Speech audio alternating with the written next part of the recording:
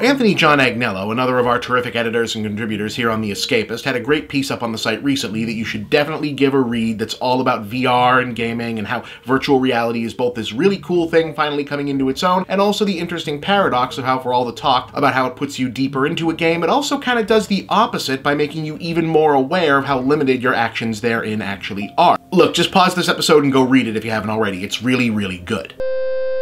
Anyway, reading it got me thinking about a whole lot of things, and for a change, it wasn't just about how I'm actually old enough to remember when virtual reality first emerged as a concept, and thus also old enough to remember just how often the gaming and/or tech industry has assured me, no, really, VR is gonna work this time.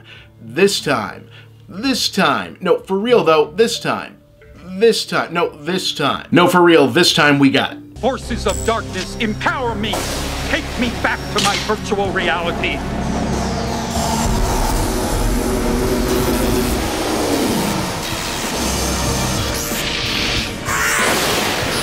Hail, Grimlord, master of the virtual world!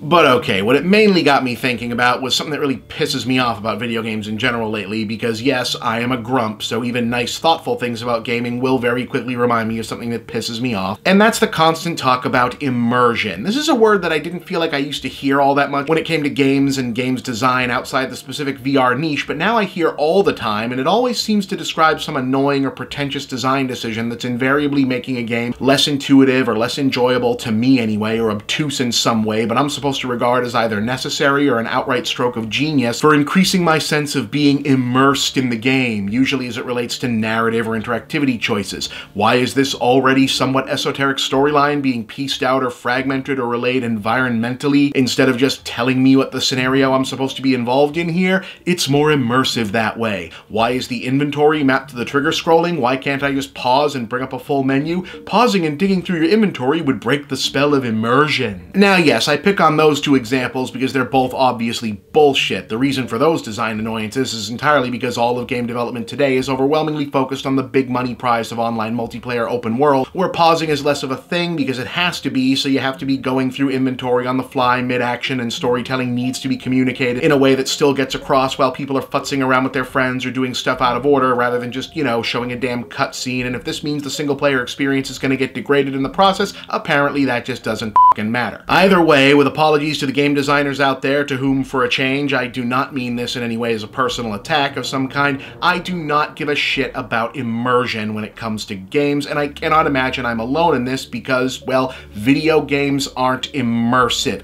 They're interactive, and that very interaction, the fact that I am constantly aware that I am in control of the events taking place in front of me, and that they either progress or do not based around my engagement, is what ensures that I cannot become immersed in them. That's not a criticism, that's just a description of how a video game works. Now look, I'm sure your game is lovely and you put a ton of time into it and maybe immersion was somewhere on your whiteboard under project goals, but unless your name is Allegra Geller and you want me to plug one of those Existence pod things into my spine or jack me into the Matrix or whatever, I'm not gonna get immersed in anything, and it's not even what I showed up for. I didn't buy Spider-Man to be Spider-Man. Being Spider-Man sounds dangerous and exhausting. I'm playing Spider-Man to push buttons that make Spider-Man do cool stuff. Try to get up there in time, Spider-Man! Watch me cut my web, Goblin! Watch yourself fall, Silk Slinger! Holy Hannah! And you're running out of fluid!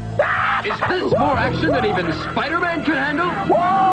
Even my favorite games with my most beloved characters, worlds, aesthetics, stories, whatever, with the exception of playing like a survival horror game with the lights off if I want a better jump scare, even as a little kid I was never like, in this moment I am Mario or Mega Man or Link or Rygar or Kickle Cubicle or Strider or whoever. I always knew I was playing a video game. I always know I'm playing a video game, interactively, not immersively. Immersion, to me at least, is more of a passive sensation, like when I binge watch TV or there's a movie I really like and I don't really have anything else to do immediately at the same time, you know? Like, oh wow, today sucked, time to pour some scotch and binge watch Miss Sherlock. That, or like a good rock concert or a movie theater experience, is immersion entertainment to me. With video games, I'm not immersed, I can't be. The circumstances of playing one don't allow for it. I know I'm not Spider-Man or Kratos or Bayonetta or whoever, because I can see them on the TV and the borders of the TV screen and my stuff on the shelves and in the wall. I can feel the controller and buttons in my hands, feel my feet on the ottoman. I'm constantly aware that I'm sitting on my couch and not striding through the verdant plains of Hyrule, and I'm fine with it. Because it's a goddamn video game. Getting to sit on my ass and make the elf kids stride through the verdant plains of Hyrule is the reason I paid $60 goddamn for it. No! Ganon hasn't attacked in weeks, and it's time you started earning your keep. There's chores to be done. Now, you know, it does immerse me, though. Pull me in, get me more deeply invested, emotionally involved, connected to the characters in the world to the point where I care about what's happening, maybe even lose myself a bit in the action, because I've got a direct back and forth sensory thing happening with doing the thing and the reason I'm doing the thing. The pixel shading bump mapping? She kicks eye.